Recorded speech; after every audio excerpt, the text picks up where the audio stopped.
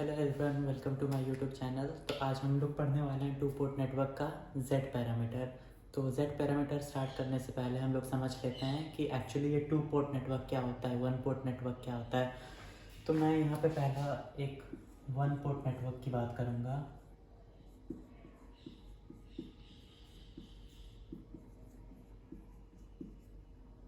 अब देखिए, वन का मतलब एक, पोर्ट का मतलब होता है टर्मिनल, या तो इनपुट टर्मिनल या तो आउटपुट टर्मिनल। और नेटवर्क तो हम लोग जान रहे हैं नेटवर्क थ्योरी से। तो जिस नेटवर्क के पास या तो इनपुट टर्मिनल हो या तो आउटपुट टर्मिनल हो, उसको हम लोग कहते हैं वन पोर्ट नेटवर्क। जैसे कि मान लीजिए, अगर ये हम लोग का एक नेटवर्क हुआ, तो अगर इसके पास बस यहाँ से इनपुट एक टर्मिनल आपको दिख रहा है, कोई आउटपुट टर्मिनल नहीं है, तो इसको हम लोग वन पोर्ट कहते हैं। और इसका ये वाइस वर्सा भी हो सकता है कि अगर आपके पास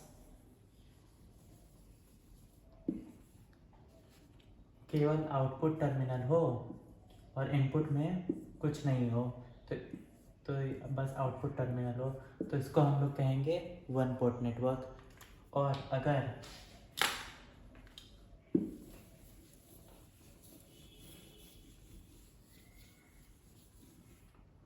अगर आपके पास कोई नेटवर्क हो जिसका इनपुट और आउटपुट दोनों टर्मिनल हो आपके पास, तो उसको हम लोग कहेंगे टू पोर्ट नेटवर्क। इधर से इनपुट और इधर से आपका आ जाएगा आउटपुट। ये आपका मान लीजिए V1 आपका इनपुट वोल्टेज है, I1 input current plus minus V2 output voltage, और ये हो गया आउटपुट करंट। करंट का डायरेक्शन देखिए, हम लोग हमेशा नेटवर्क के अंदर दिखाएंगे टू पोर्ट नेटवर्क में।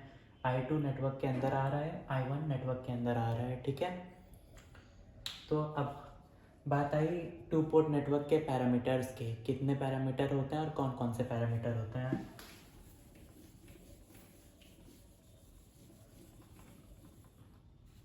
तो अब देखिए, हम लोग के पास चार वेरिएबल थे। एक V1 था, I1, V2 और I2। ये देखिए, ये अपने पास चार वेरिएबल है। इन्हीं सबको लेके हम लोग को इक्वेशन बनाना है, इक्वेशन सॉल्व करना है। तो अब बात आई कि टू पोर्ट नेटवर्क के कितने पैरामीटर्स होते हैं। अब देखिए, ये चार हैं और चार में से हम लोग को एक बार में दो को सेलेक्ट करना है, टू। तो 4C2 इन लोग को सॉल्व करेंगे तो आपका आएगा 6। तो टोटल आपका आ जाएगा 6 पैरामीटर्स होते हैं टू पोर्ट नेटवर्क में। अब देखिए, अब कौन कौन से होते हैं 6 पैरामीटर्स बताता हूँ। तो टू पोर्ट नेटवर्क के जो 6 पैरामीटर हैं, टू पोर्ट नेटवर्क के एक पहला तो मान लीजिए Z पैरामीटर है, इसको हम लोग इम्पीडेंस पैरामीटर या ओपन सर्किट पैरामीटर भी कहते हैं। एक है Y पैरामीटर, एक होता है आपका H पैरामीटर, एक होता है आपका G पैरामीटर, एक होता है आपका ABCD पैरामीटर, और एक होता है आपका ABCD इनवर्स। तो टोटल 1 2 3 4 5 6, टोटल 6 पैरामीटर हैं। इस क्लास में हम लोग पढ़ने वाले हैं Z parameter.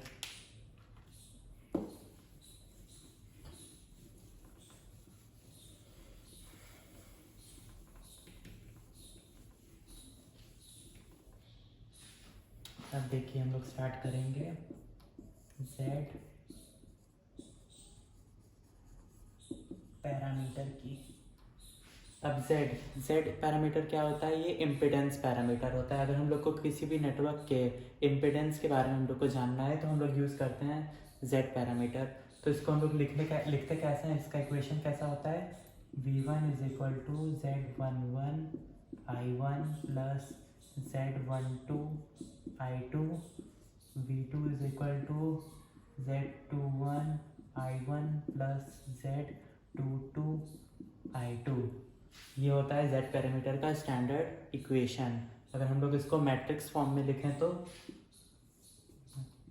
V1 V2 is equal to Z11 Z12 Z21 Z22 I1 और I2। ये आपका हो गया वोल्टेज मैट्रिक्स, ये हो गया आपका इम्पिडेंस मैट्रिक्स,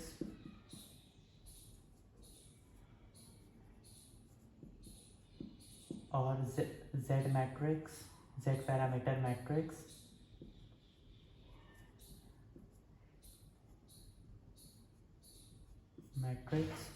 और ये हो गया आपका करंट मैट्रिक्स।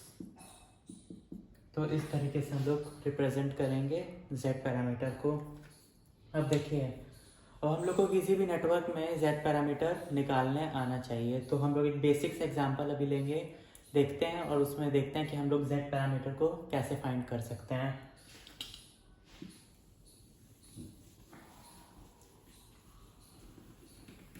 तो बेसिक सा मैं एग्जांपल लूँगा। ये जेड पैरामीटर का इक्वेशन एक बार यहाँ पे छोटा सा लिख देता हूँ। V1 is equal to Z11 I1 plus Z12 I2, V2 is equal to Z21 I1 plus Z22 I2। ठीक है, अब एक बेसिक सा एग्जांपल लेंगे हम लोग, और उसमें देखेंगे कि जेड पैरामीटर हम लोग कैसे निकालते हैं। तो कोई भी एग्जांपल ले लेते हैं।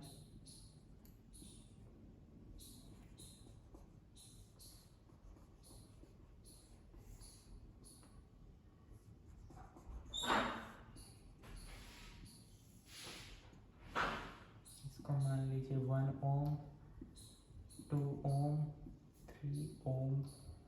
इसका इनपुट वोल्टेज मान लेते हैं V1, इधर से करंट है I1 प्लस माइनस V2, इधर से करंट है I2।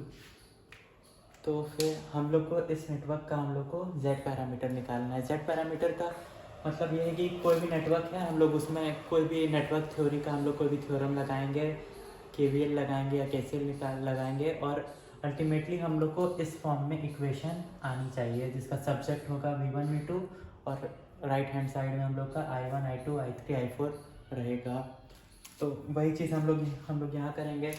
अब देखिए, इधर से करंट I1 आ रहा है, इधर से करंट I2 आ रहा है, तो इसमें कितना करंट जाएगा I1 प्लस I2। ठीक है, अब हम लोग को कुछ नहीं करना है, एक KVL इस साइड लगाना है, एक KVL इस साइड लगाना है। मान लीजिए इसको 1, इसको 2, तो फिर मैं लिखूँगा KVL इन लूप 1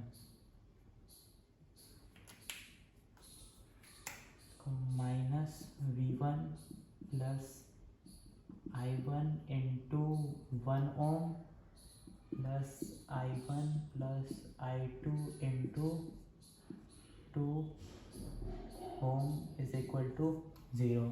ठीक है, अब अपने को सब्जेक्ट में V1 चाहिए, तो V1 को उधर दे देते हैं। तो V1 is equal to 1 into I1 plus, bracket open कर दीजिए, 2 into I1 plus 2 into I2। तो V1 is equal to 1 plus 3 I1 plus 2 I2। इसको इक्वेशन 1 ले लीजिए। तो देखिए, ये हम लोग का कुछ इस फॉर्म में दिख रहा है ना। तो इसका मतलब है Z11 की वैल्यू 3 है, Z21 की वैल्यू 2 है। इसी तरह हम लोग आउटपुट साइड अपना KVL लगाएंगे, तो वो कैसे आएगा, इधर minus V2 plus 3 I2 plus I1 plus I2 into 2 is equal to 0।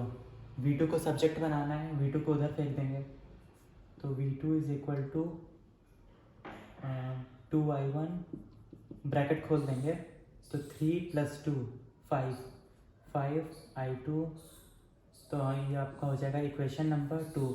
अब देखिए, आप कंपेयर कीजिए, V1 is equal to 3 I1 plus 2 I2, ये एकदम इस फॉर्म का है, और V2 is equal to 2 I1 plus 5 I2, वो एकदम इस फॉर्म का है। तो इसका क्या मतलब है, अगर हम लोग इसको मैट्रिक्स फॉर्म में लिखना चाहें तो V1 V2 is equal to, अब देखिए इक्वेशन नंबर 1 से 3 और 2, 3 2, इक्वेशन नंबर 2 से 2 और 5, 2 5,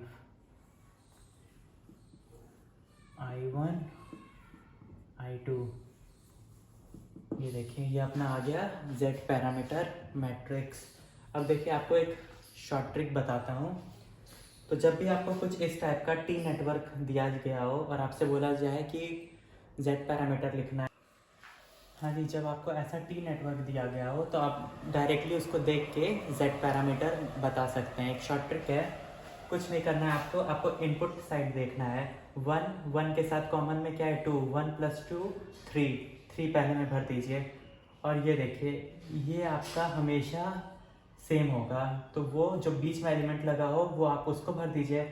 और जो लास्ट एलिमेंट है आउटपुट साइड वो 3 + 2 5 हुआ, तो वो दोनों ऐड करके लिख दीजिए। तो आप डायरेक्टली देख के ही बता सकते हैं। कैसे लिखेंगे, पहला एलिमेंट इनपुट साइड के दोनों को ऐड करके आ जाएगा, दूसरा एलिमेंट जो बीच में लगा हो वो डाल दीजिए और उसी को सेम टू सेम यहाँ पे कॉपी कर दीजिए। और जो लास्ट वाला एलिमेंट है वो आउटपुट देके आउटपुट के दोनों को जो दिख रहा है आपको वो ऐड करके डायरेक्टली लिख दीजिए, तो आपका डायरेक्टली Z पैरामीटर मैट्रिक्स आ जाएगा। तो चलिए आप समझते हैं कि अपना Z पैरामीटर का इम्पीडेंस मॉडल कैसा होता है। तो जैसा कि आप देख रहे हैं ये मैंने बना रखा है पूरा इम्पीडेंस मॉडल। इसमें आपको कुछ चीज़ें दिख रही होंगी, जैसे कि सीरीज़ में मैंने Z11 और Z22 लगा रखा है। ये आपका आउटपुट साइड है, ये आपका इनपुट साइड है। और ये चीज़ आपको एक दिख रही होगी, ये क्या है, ये आपका डिपेंडेंट सोर्स है। किस टाइप का डिपेंडेंट सोर्स है, करंट कंट्रोल वोल्टेज सोर्स। ये आपको देखिए पोलैरिटी मार्क है, मतलब वोल्टेज सोर्स है। और ये वोल्टेज सोर्स किस पे डिपेंड कर रहा है, करंट पे डिपेंड कर रहा है। जैसे ये वोल्टेज सोर्स आपका इनपुट साइड के करंट पे डिपेंड कर रहा है और ये आपका वोल्टेज सोर्स आउटपुट साइड के करंट पे डिपेंड कर रहा है। तो चलिए इसको एक बार वेरीफाई कर लें कि मैंने जो यहाँ मॉडल बनाया है वो सही है कि नहीं। तो इसको वेरीफाई करने के लिए वही चीज़ आपको करना है, एक बार इनपुट साइड में आपको KVL लगाना है, एक बार आउटपुट साइड में आपको KVL लगाना है। तो पहले मैं इनपुट साइड में KVL लगाता हूँ, फिर मैं आउटपुट साइड में KVL लगाऊंगा। तो पहले -V1 + I1 Z1 + Z12 I2, ठीक है, इज इक्वल टू 0। V1 को अपना सब्जेक्ट बनाना है क्योंकि स्टैंडर्ड इक्वेशन यहाँ पे मैंने लिख रखा है। तो V1 is equal to I1, ये Z11 था ना, हाँ, Z11 + I2 Z12। तो ये देखिए पहला इक्वेशन वेरीफाई हो गया कि सही है। इसी तरह अब दूसरे में भी लगाऊंगा और इसको वेरीफाई करते हैं। चलिए -V2 + I2 × Z22 + Z21 × I1 = 0। V2 को उधर फेंक देंगे, तो V2 = Z21 I1 + Z22 I2। देखिए ये वाला इक्वेशन सेम आया, तो इसका मतलब वेरीफाई, मैंने जो ये मॉडल बनाया है एकदम सही है। अब देखिए, अब बेसिक कुछ टर्म्स हैं Z पैरामीटर रिलेटेड, वो मैं आपको मतलब नामकरण है ऐसे बता देता हूँ। अब देखिए ये इक्वेशन है, ठीक है। इस इक्वेशन में सबसे पहले आप क्या करिए, आउटपुट साइड को ओपन सर्किट कर दीजिए। आउटपुट साइड का ओपन सर्किट होना मतलब I2 का 0 होना। तो V1 is equal to Z11 I1, ठीक है। तो Z11 is equal to V1/I1 when I2 is equal to 0, मतलब आउटपुट साइड ओपन सर्किटेड है। तो Z11 is equal to V1/I1, इसको हम लोग क्या कहेंगे,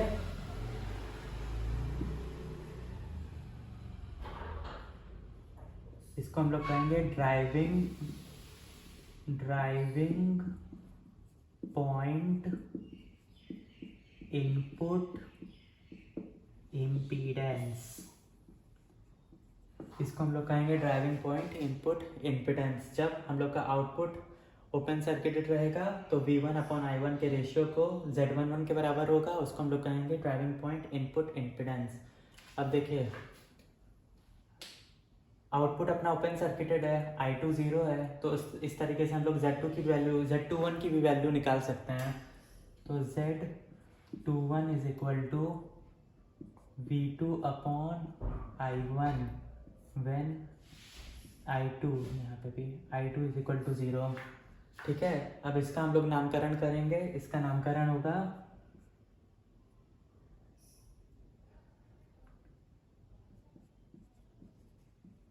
ट्रांसफर इम्पीडेंस,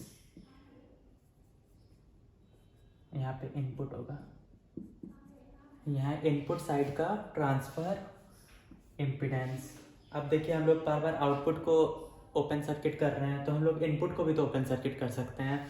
तो चलिए देखते हैं इनपुट को जब ओपन सर्किट करेंगे तो क्या होगा। इनपुट को ओपन सर्किट करने का मतलब ये जो I1 है वो अपना 0 हो जाएगा। तो इस तरीके से हम लोग का V1 की वैल्यू आ जाएगी V1 is equal to Z12I2। तो फिर Z12 is equal to V1/I2 ये हो जाएगा। तो Z22 की वैल्यू क्या होगी, V1/I2 के रेशियो के बराबर जब I1 0 होगा। तो इसको हम लोग क्या कहेंगे, इसको हम लोग कहेंगे आउटपुट ट्रांसफर इम्पीडेंस। और अब देखिए यहाँ पे भी I1 0 है, तो Z22 की वैल्यू क्या होगी, V2/I2। तो Z22 की वैल्यू आएगी V2/I2 when I1 is equal to 0। इसको हम लोग क्या कहेंगे, ड्राइविंग पॉइंट आउटपुट इम्पीडेंस। इसको हम लोग कहेंगे ड्राइविंग पॉइंट आउटपुट इम्पीडेंस।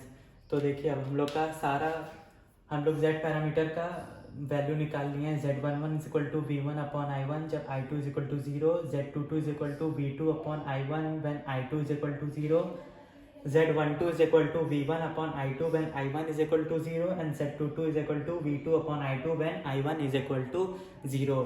तो देखिए हम लोग को कोई भी पैरामीटर निकालने के लिए कोई ना कोई या तो इनपुट साइड या आउटपुट साइड जरूर ओपन सर्किट करना पड़ रहा है। तो इसीलिए Z पैरामीटर को हम लोग ओपन सर्किट पैरामीटर भी कहते हैं। अब देखिए एक छोटा सा हाँ, तो अब यहाँ हम लोग समझेंगे कि कौन सा केस है जिसमें Z पैरामीटर अपना एग्जिस्ट नहीं करेगा या condition of existence of Z parameter. तो कोई भी ऐसा केस जिसमें I1 directly function of I2 हो या फिर I2 directly function of I1 हो, तो इस केस में अपना Z पैरामीटर एग्जिस्ट नहीं करेगा। एग्जाम्पल कुछ भी, अगर I1 is equal to 3I2 हो या फिर I2 is equal to 5 times of I1 हो, अगर कोई भी ऐसा कोई फंक्शन आपको अगर दिख रहा हो तो इसमें अपना Z पैरामीटर एग्जिस्ट नहीं कर सकता। क्यों नहीं करेगा, देखिए Z11 हम लोग जानते हैं V1/I1 होता है जब I2 0 हो। ठीक है, अगर देखिए ये लोग डायरेक्टली रिलेटेड हैं, तो अगर हम लोग I2 को अगर 0 करते हैं तो ऑटोमेटिकली I1 0 हो जाएगा, तो Z11 अपना इन्फिनिटी आ जाएगा। इसी तरह अगर हम लोग Z12 करेंगे तो Z21